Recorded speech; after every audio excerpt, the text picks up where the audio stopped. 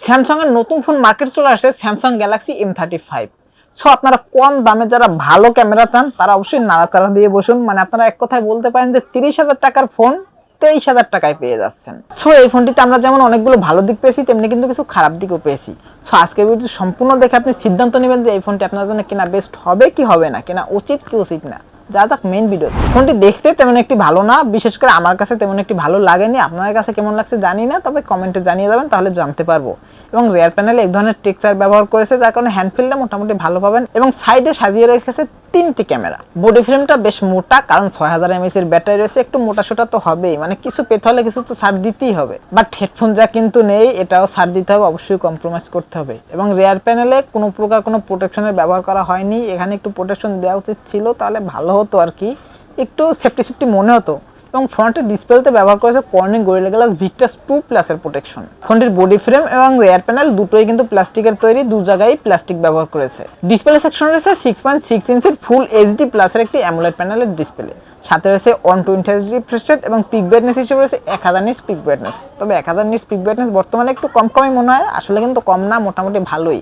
ইনডোরে ভালো ব্রাইটনেস পাবেন, আউটডোরে ডিরেক্ট সানলাইটেও ভালোই ব্রাইটনেস পাবেন, ব্রাইটনেসের কোনো ঘাটতিই মিলবে না। এবং ডিসপ্লের উপরে ফ্রন্টে ঠিক সেন্টার একটি পাঞ্চল ক্যামেরা। এবং চিন বেজেল নিয়ে কথা বলতে গেলে চিন বেজেল ভাই ভালোই মোটা করছে, একটু ন্যারো করলে ভালো হতো, স্যামসাং অবশ্যই একটু ন্যারো করা উচিত ছিল। ফোনটির রিয়ার প্যানেল রয়েছে ট্রিপল ক্যামেরা সেটআপ, যার মেইন শুটারটি 50 মেগাপিক্সেল একটি শুটার এবং এটির সাথে কিন্তু ওয়াইস সাপোর্ট রয়েছে। সো ভিডিও কোয়ালিটি ভালোই স্টেবল পাবেন। সাথে আরেকটি পেয়ে যাবেন 8 মেগাপিক্সেলের আলট্রা শুটার এবং সাথে পেয়ে যাবেন 2 মেগাপিক্সেল একটি শুটার। এবং ফ্রন্টে রয়েছে 13 মেগাপিক্সেল একটি সেলফি ক্যামেরা। এবং এই ফোনটির রিয়ার ক্যামেরা মানে মেইন ক্যামেরা দিয়ে সর্বোচ্চ ভিডিও রেকর্ড করতে পারবেন 4K 30 fps এ। ভিডিও কোয়ালিটি মোটামুটি ভালোই পাবেন, এবং যেহেতু ওয়াইস রয়েছে সো স্টেবল ভিডিও পাবেন, ভিডিও কোয়ালিটি সুন্দরই পাবেন। এবং পিকচার কোয়ালিটি নিয়ে কথা বলতে গেলে পিকচার কোয়ালিটি ভাই ভালোই পাবেন, মানে এই বাজেটে কিন্তু ভালোই পিকচার কোয়ালিটি ডেলিভারি দিচ্ছে। সো পিকচার কোয়ালিটি অবজেকশনের কোনো সিস্টেমই নেই ভাই, কালার ডিটেলস বলেন, শার্পনেস বলেন, কোনো কিছু ঘাটতি নেই, মোটামুটি ঠিকই আছে। এবং প্রসেসর হিসেবে দিয়েছে কিন্তু Exynos 1380 প্রসেসর। এবং এই ফোনটি কিন্তু র্যাম হিসেবে পেয়ে যাবেন মানে 6GB এবং 8GB। এবং স্টোরেজ হিসেবে পেয়ে যাবেন মানে রম হিসেবে পেয়ে যাবেন 128GB এবং 256GB পর্যন্ত।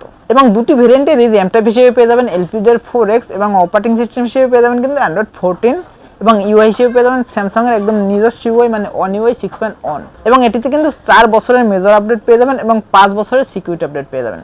স্যামসাং এর কিন্তু এই বিষয়টি ভাই ভালোই লাগে, মানে তারা সিকিউরিটি আপডেট আর মেজর আপডেট মানে আপডেট নিয়ে কোনো প্রকার কোনো গাফলতি করে না, আপডেট কিন্তু ঠিকঠাকই দেয়। এবং ফোনটির গেমিং নিয়ে কথা বলতে গেলে গেমিং মোটামুটি ভালোই প্লে করতে পারবেন, পাবজি মিডিয়াম সেটিংসে মোটামুটি স্মুথলি প্লে করতে পারবেন। এবং যদি হাই গ্রাফিক্স সেটিংসে প্লে করতে চান সেক্ষেত্রে লং টাইম ইউজ করলে মাঝে মধ্যে একটু ল্যাগিং এর দেখা মিলবে আর একটু হিটিংও হবে।